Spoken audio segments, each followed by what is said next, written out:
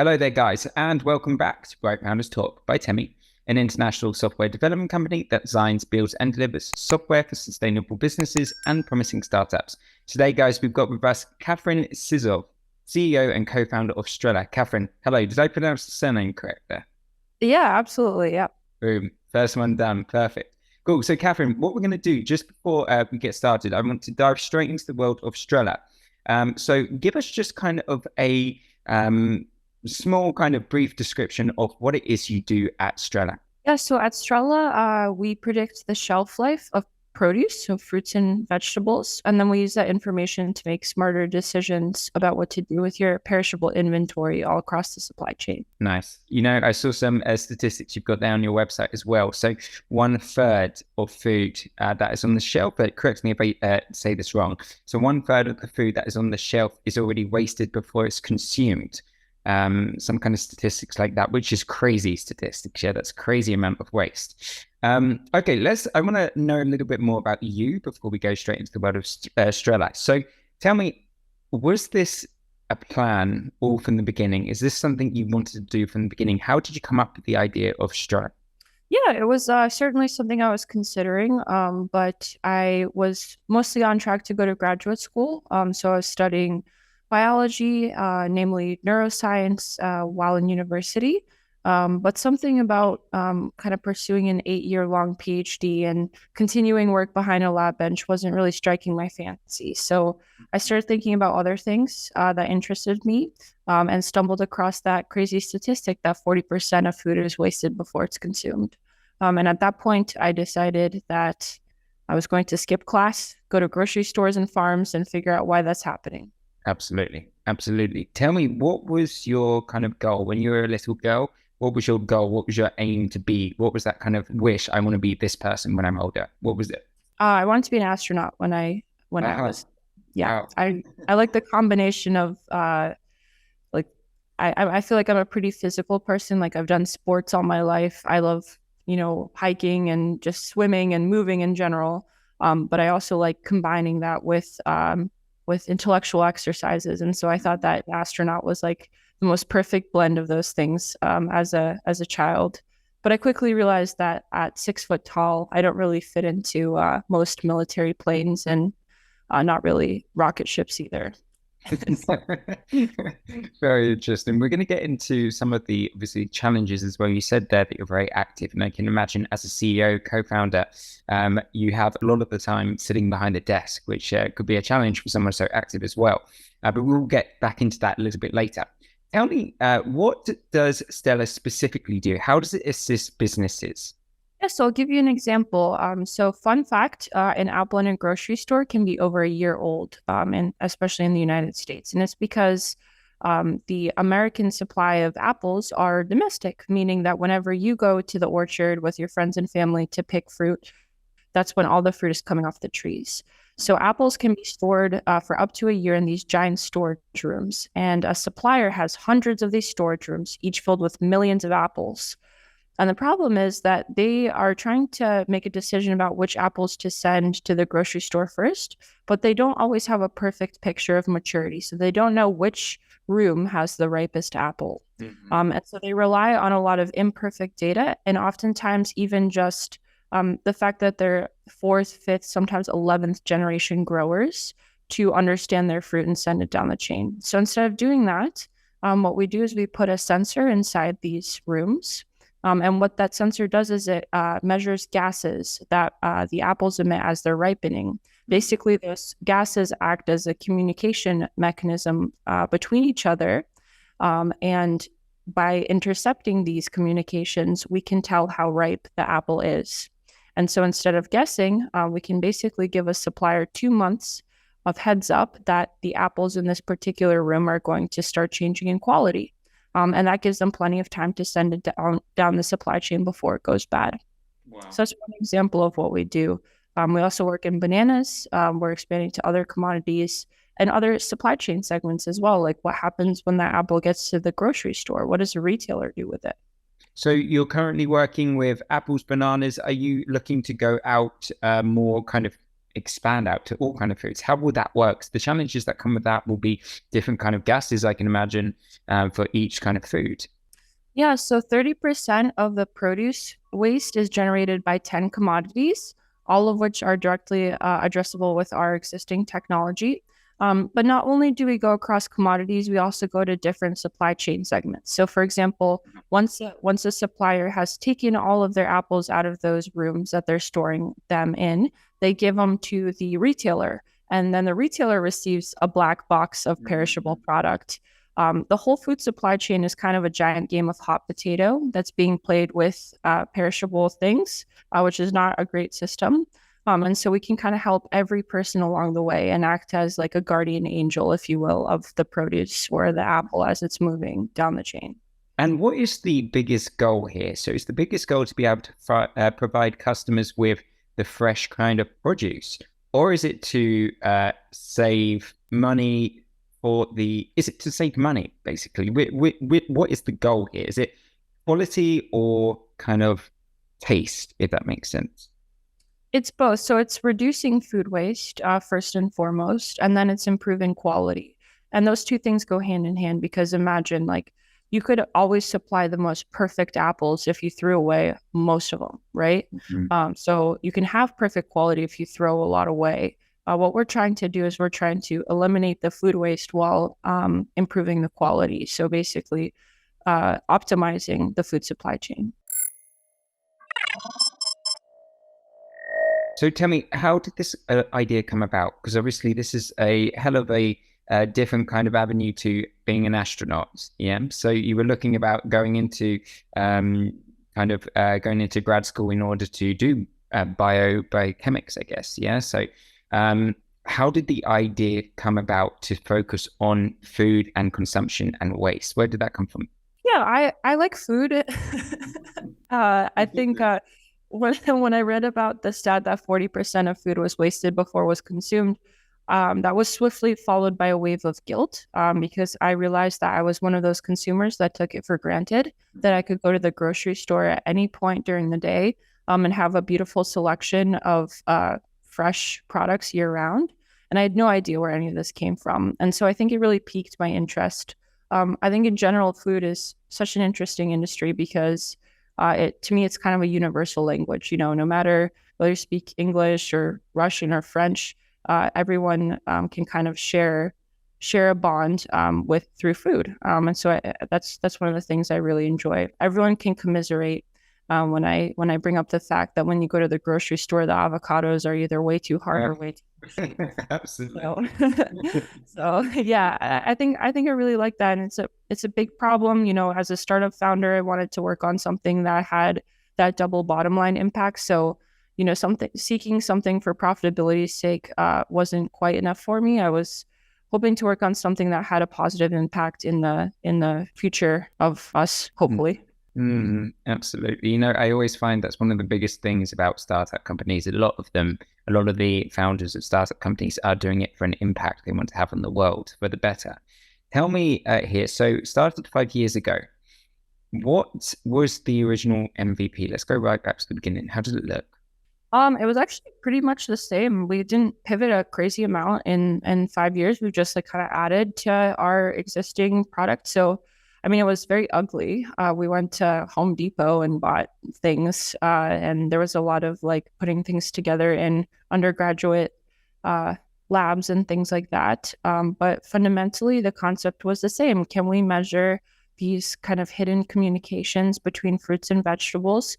Can we treat these products like a biological organism and then kind of extract more information from them that we can use to do a better job handling them? Nice. With this, obviously 5 years ago compared to now, the technology has expanded and has changed quite a lot. What has been the biggest challenge over the last 5 years in regards to technology? Oh my God, there's been challenges all over the place. So there have been challenges on manufacturing and scaling. So when you're building a new technology, there's a lot to learn. Obviously, I don't come from any of that kind of background. I don't really come from any background whatsoever, having been in undergraduate and university. So it's a lot of learning.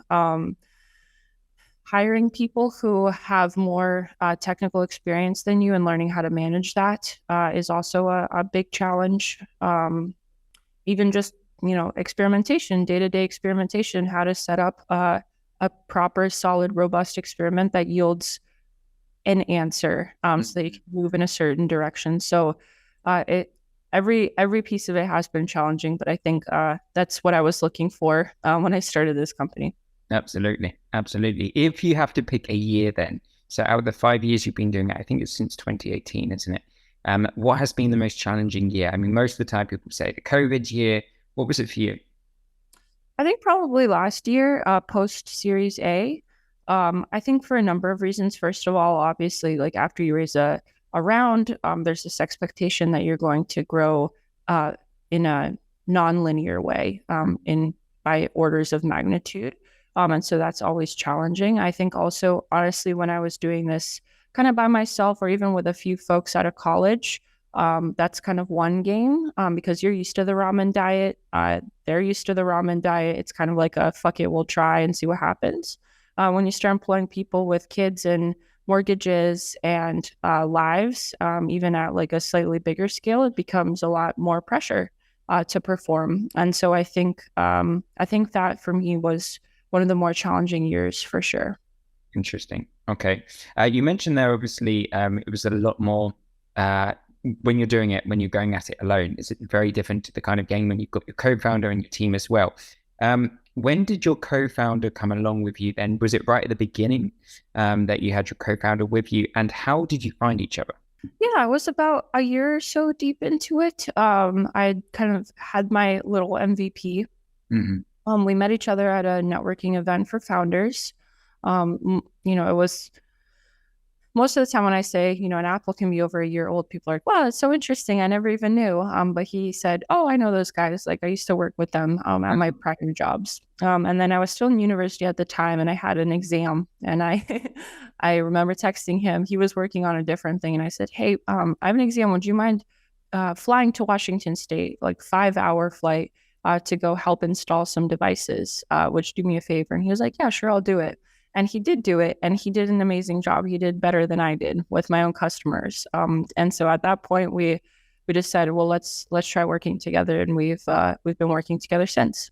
Interesting. Okay, very nice. That sounds like a very like the stars kind of aligned and it just worked out. Has it been that simple?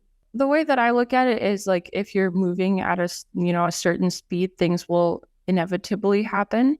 The question is, how do you foster these random like good things happening to you? How do you get yourself in the right rooms? But sometimes it just comes down to chance. Okay, cool. Talk to me about, so we just said about the most challenging thing in the last 5 years. What on the top of your head comes up when I say the best thing that has happened in the last 5 years? Definitely the team. I think the team and working with such a talented group of folks is always the most rewarding part of the job. It's the hardest, but also the most rewarding part of the job.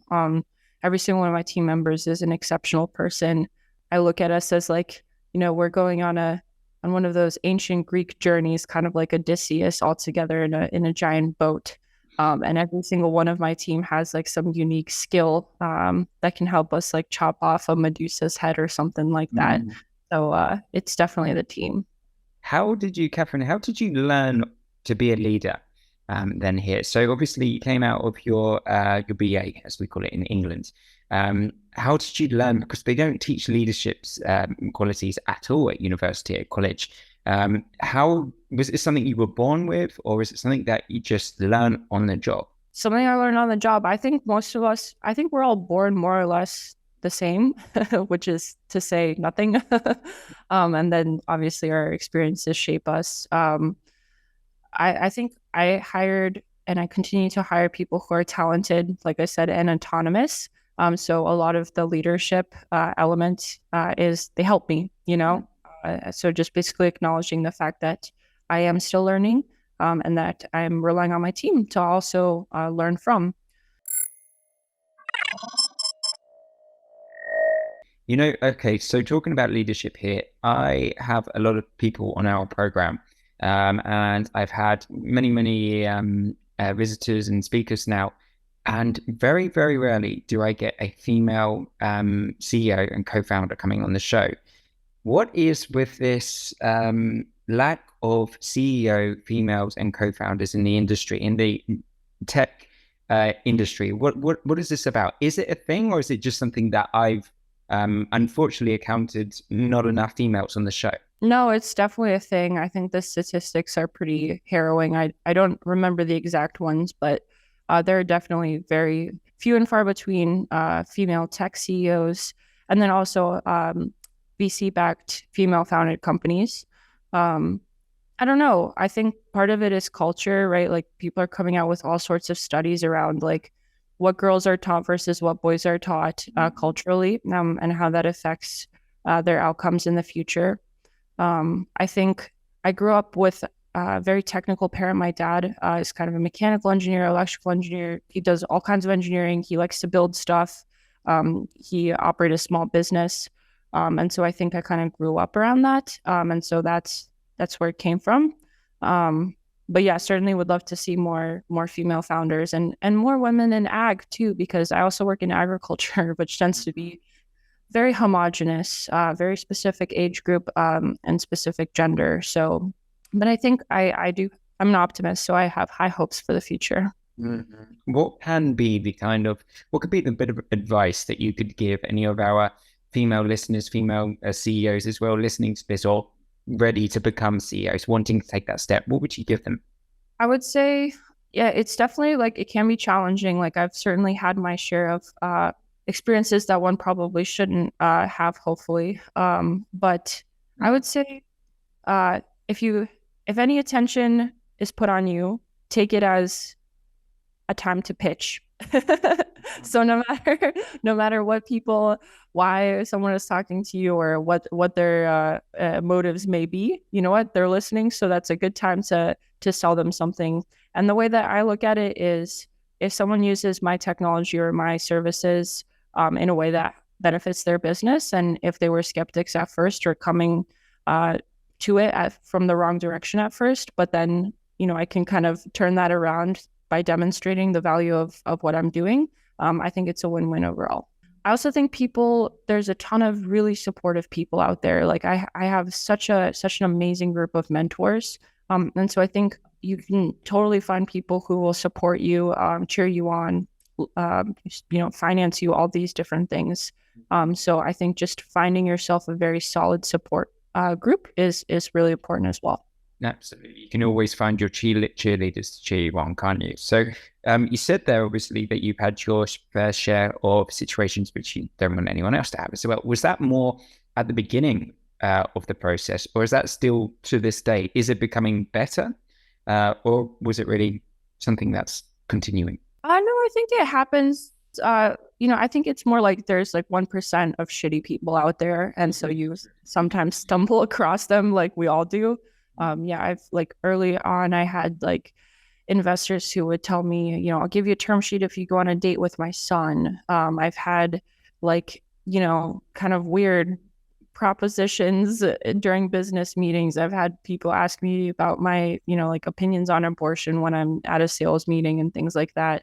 But I think, again, like it definitely need a little bit of a tough skin, but I really love the people I work with. I really love my customers. I love the people who support me, my mentors and investors. And so I consider myself very lucky to have so many folks around that are so supportive. Mm-hmm. I really like the metaphor that you draw with the being in the boat, cutting off the Medusa head. It's very nice. Tell me, so we're talking about obviously 40% of the food is wasted, before it's even consumed. That was a statistic that I imagine you met right at the beginning when you started this 5 years ago. Has it changed, better or worse? I actually think that number might be greater than what we think, because even in certain segments of the chain, we see those numbers. Like if it's a really bad crop year, for example, if you had a weird season, which we have pretty often nowadays, you can lose 40% just off the tree. You can lose 40% in that storage segment, and that's not even moving down the chain. Consumers obviously waste a lot. Grocery stores do a little bit better job considering the fact, well, they're holding it for a shorter period of time. But I think that number might be actually a little bit bigger in certain segments. Okay. Wow. So is it not something that, regardless of how many companies similar to yours that come about and work on this issue, is always going to be an issue? So it has to have, the more companies, the better, because it slows down the issue, as I imagine. Is that correct? I look at it that way. So I look at it as this is such a big problem that there's no silver bullet. It's not going to be one company and one solution. It's going to be a lot of things. It's going to be, robotic picking. It's going to be indoor farming or verticalized farming. It's going to be solutions to extend the shelf life of perishable products. It's going to be monitoring services. It's going to be flexible pricing. It's going to be demand planning and better demand forecasting through artificial intelligence. There's so many different solutions in this space, and I think they're all very worthy and should be implemented. What are you most looking forward to there? So you mentioned quite a few different future not implications, but future progressions, that are coming up about. What are you most looking forward to? I'm really interested in the dynamic pricing piece. So basically, if you think about a retailer, for example, grocery store, they basically buy an apple that's a certain size, a certain color, a certain grade, certain quality, right? They have a spec sheet basically for an apple. And if the apple doesn't meet that, they don't buy it. Well, I think what we should do instead is purchase like a greater percentage of apples, for example, and then allocate them to different markets depending on the market preference. So for example, let's say you have a market that's really price sensitive that normally wouldn't even get apples, that doesn't necessarily care about, that the apple is 80% red instead of 85% red, but does care about, a 10-cent discount. So, bringing that type of product to the market, addressing a greater population of folks, and also, again, reducing the waste because we throw away so much just due to the fact that it's not meeting like a certain specification. Interesting. Yeah. Okay. Very, very interesting. I hadn't thought of that. So what about looking obviously now towards what you've done and the future? What has been this year, for example, what has been the most difficult part of this year so far? Obviously only 4 months in. Yeah, well, when the year starts, I feel like, well, at least for myself, there's always a little bit of anxiety because it's like, all right, we're starting the rat race, I don't know, all over again. I think, well, we're a pretty small team, so we're like 17 folks now, and we have a lot of pretty big projects with some, Fortune 500 companies lined up, and so it's always figuring out how you do that with such a small team. So I think we're just learning how to manage and navigate the waters as kind of deftly as we possibly can. How big is your team? At 17 people. 17. Yeah. Okay. And when has the growth been seen? Was it right at the beginning, or is it quite recently it's grown? I think we hire like at a fairly kind of constant basis. So I would say we bring on a few people every year, depending on what our needs are. Okay. And tell me, I'm going to give you a sentence and I want you to fill in the gap basically. So I didn't know when I started, but now I know. I mean, I didn't know like anything when I started.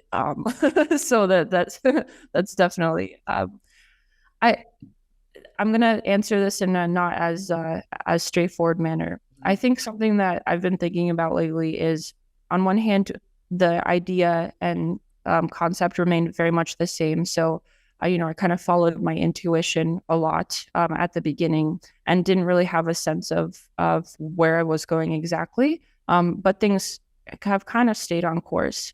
Simultaneously, there's been so many pivots and alternative paths along the way of how I actually got here. So I think it's kind of like, I think what I've learned is it's a balance between kind of trusting your instincts, but also staying flexible, if you will. So bringing in, absorbing new knowledge and new information, being able to change your mind on things, and not being like super rigid either. So I think that's kind of something that I learned and I'm continuing to learn as we grow. So kind of having that ability to use your intuition still, but follow your plan that you've got in place and make sure they don't deviate too far, I guess, from each other. Yeah. I think it's like being stubborn on one hand, because as a founder, that's what you have to do, right? You have to have this vision that people might not see, and kind of stick to that, but simultaneously not being like obstinate and not being stupid, right? If there's people around you that are smarter than you telling you something, to take that into consideration. Okay. What about success? Success for me means what? What does success mean for you? That's another really difficult question that I'm struggling with. Because I think a lot of people would say success means happiness, for example. I'm not entirely sure if my whole life is necessarily, optimized for happiness. I think success for me looks like creating a positive impact on humans. Humans are the human ball of progress, pushing that along, pushing that forward. Nice. Very good. And tell me about, where do you want to see Strella in 5 years' time? Where would be the ideal place in 5 years? I would like to be in those 10 commodities that generate 30% of the waste. I'd like to be working with folks with grocery stores, with suppliers, with importers and exporters, basically touching every piece of this giant game of hot potato and helping every one of these supply chain players make a better decision about their produce. Katherine, thank you so much for coming on the show. It's been amazing to pick your brain and see what you're doing at Strella. Thank you. Thanks for having me.